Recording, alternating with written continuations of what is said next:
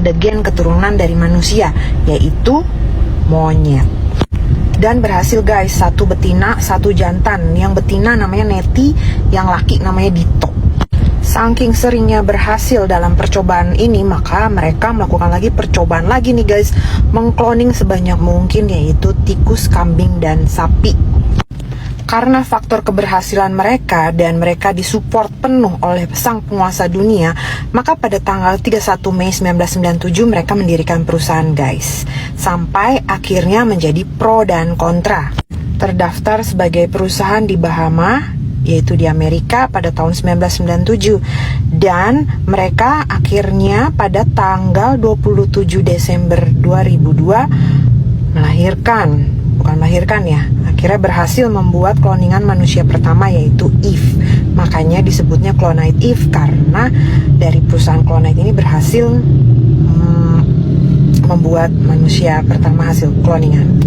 Dan pada tanggal 15 Juni 1998 nih, giliran Indonesia lagi seru-serunya tuh waktu itu ya kan, lagi heboh-hebohnya demo-demo ya kan. Di sana malah perusahaannya semakin besar dan lebih banyak investor yang mendanai, dan akhirnya perusahaan itu pindah ke Las Vegas guys. Gilanya lagi, mereka bekerja sama dengan salah satu universitas di Texas untuk mengkloning anjing yang namanya Missy. Dan sampai pada suatu ketika nih, karena mereka udah berhasil mengkloning manusia, jadi di circle mereka itu mereka menawarkan untuk pasangan lesbian dan homoseksual yang menginginkan anak bisa membayar mereka, dan mereka dapat menghasilkan keturunan untuk mereka. Ibaratnya nih, lo kalau ada duit bayar kita, gue bisa nih bikinin lo anak hasil kloningan sesuai yang lo mau. Sampai pada akhirnya Claude Vorilhon ya, dia adalah seorang pemimpin sekte, ilmuwan, dan juga orang pintar guys. Dia pada tahun 2000 tanggal 21 September di Montreal, dia mengumumkan ke orang-orang kaya, siapa yang berani bayar, kita berani untuk mengkloning gitu. Akhirnya ada satu orang kaya nih guys, ya, dia berani bayar 1.500.000 US dollar. Karena apa? Karena anak mereka pada usia 10 bulan tiba-tiba meninggal guys, dan mereka berniat menghidupkan kembali.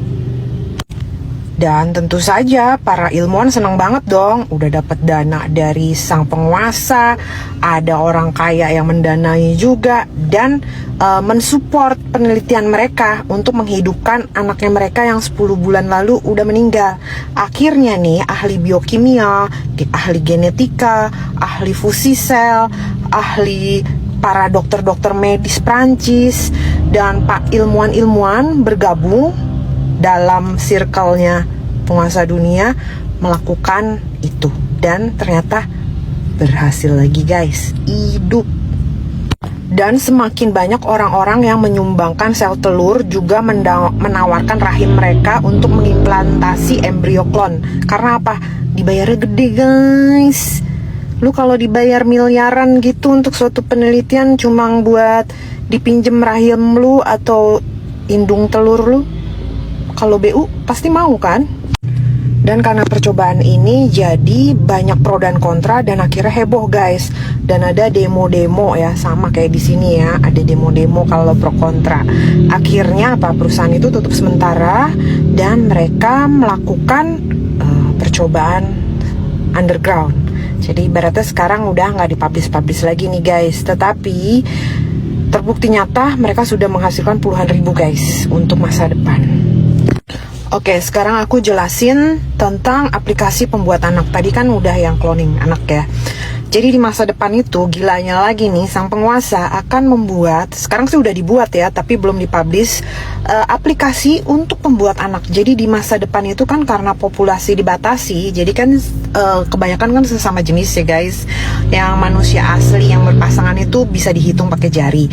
Jadi mereka menggunakan aplikasi untuk membikin anak guys, ala-ala kayak GrabFood, GoFood kayak gitu. Cuma kita ngorder bayi nih guys. Jadi lo mau apa? Kulitnya coklat, hitam, kuning langsat, putih, matanya biru, coklat, rambutnya apa, curly, lurus, suku apa, kayak gitu-gitu. Sampai tanggal lahirnya bisa di request.